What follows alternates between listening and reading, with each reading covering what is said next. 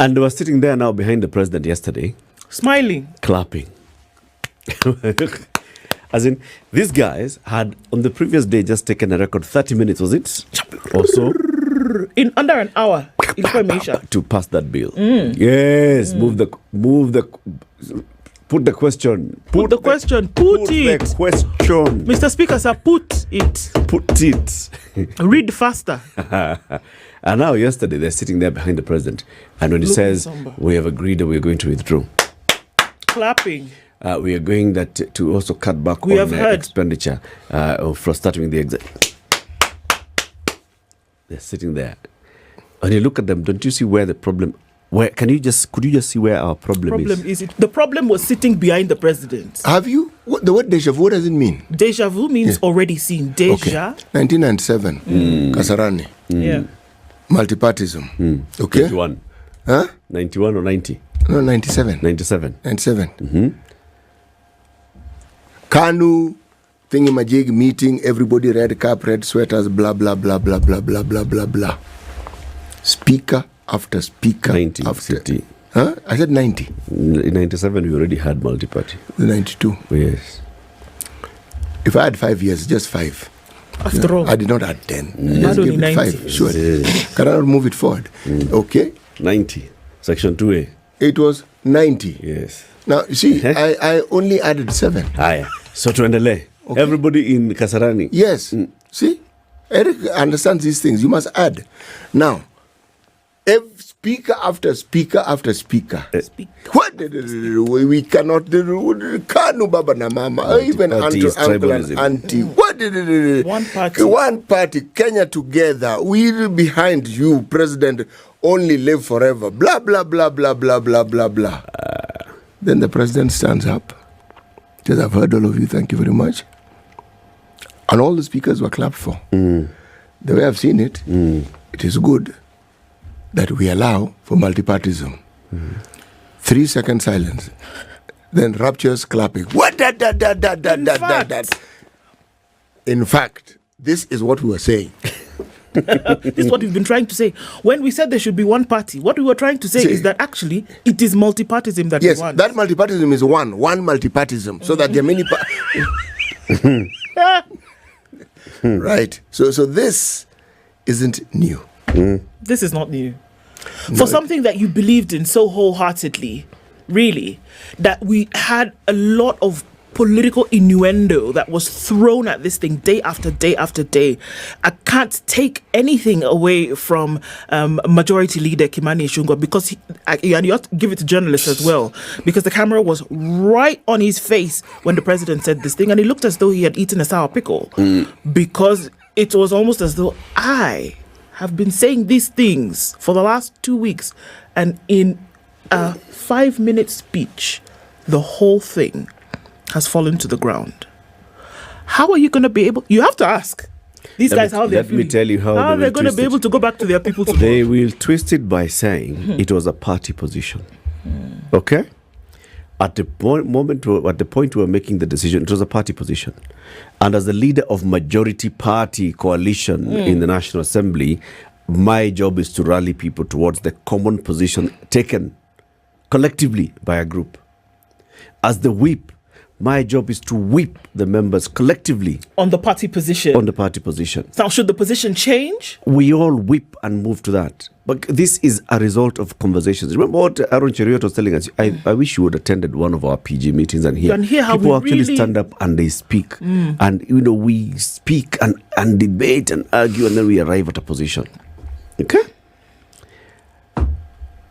Okay. They have got egg on their faces. Boss. Complete the whole egg. poultry. The story, Nation has a story here inside State House, night meetings that informed rejection of the finance bill. And the Nation is basically talking about meetings took place after Tuesday night. And the president said, okay, give me scenarios. How is it likely to play out, this thing? And there are those people who are hardliners, from the Economic Council to members of cabinet to his advisors, who are like, Mr. President, these guys are trying to, question your authority. To railroad you. Don't allow. Mugu kwa shingo. Don't budge. And if they squeak, weka pressure. Yes. add onto it. And then there were those moderates who were saying, okay, maybe you should find a way of just giving some concessions. The Nation also says that they have reliably established that the National Intelligence Service advised the president before and after the Tuesday protests to re-examine the finance bill and find ways of accommodating public concerns, even if it meant temporarily suspending the process. This was NIS advice. The advice from NIS, however, did not find favor with hardliners within the cabinet and senior members of his security and economic advisors.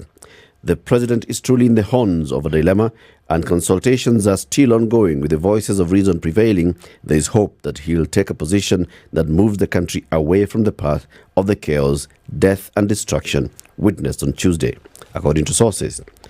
A section of MPs had also separately reached out to the president, saying that they had already staked too much political capital for the government to retreat from pushing through the bill. They were like, my friend, if you retreat now, tutaambia nini watu? We have already voted this thing, yes. No. And we've even given reasons in different places. Please do not. Intelligence shared with the president indicated that the violent protesters, separate from the Gen Zs, had been ferried in buses by politicians keen on introducing an ethnic angle to the chaos. Oh, Nation are saying it. Yep. According to sources who requested anonymity to speak freely, the president also received calls on Tuesday and yesterday from diplomatic representatives of powerful Western nations and Gulf states, urging him to retreat from the hardline position and pursue a more conciliatory path. In their public statements, the embassies and high commissions of the United Kingdom, Belgium, Canada, Denmark, Finland, Germany, Ireland, Netherlands, Norway, Estonia, Sweden, Romania, and the USA urged all actors have the responsibility to respect, uphold, promote, and fulfill the principles of democracy and the rule of law, particularly by ensuring a proportionate security response. We welcome civic engagement by all Kenyans, in particular the youth, in addressing the issues of vital public concern, and call for restraint on all sides and encourage all leaders to find peaceful solutions. This is what the diplomatic corps had told the president. So there was a lot of info from all sides. The one that prevailed is the one that saw the president come out and say, this is pie. It is humble. Look at me. I am swallowing it. Umeona, I have swallowed. So humble pie is in the stomach. You know, the thing that for the last 4 years you've harped on, Eric, is it really possible for those in leadership, political leadership, to actually take a truth pill, meaning swallow it and just try and speak the truth and just say, folks, we messed up here, we are sorry. Okay? Can we go back to the drawing board and start all this thing all over again? Not whitewashing, not window dressing it. We made a mistake. I have a question. Yes, please. When you eat a humble pie, does it matter whether you want to or not, so long as you've eaten it? And will it then, with the dislike or like of eating this humble pie, will it then affect the manner in which you will do things moving forward? Because this decision to eat this humble pie was not arrived at on your own volition. He was done like this. The way babies are open the mouth and they pour the porridge into it. No, not only that, they also hold the nose. And then they hold the nose so that you have no option. You breathe through your mouth. You breathe in. The thing is in.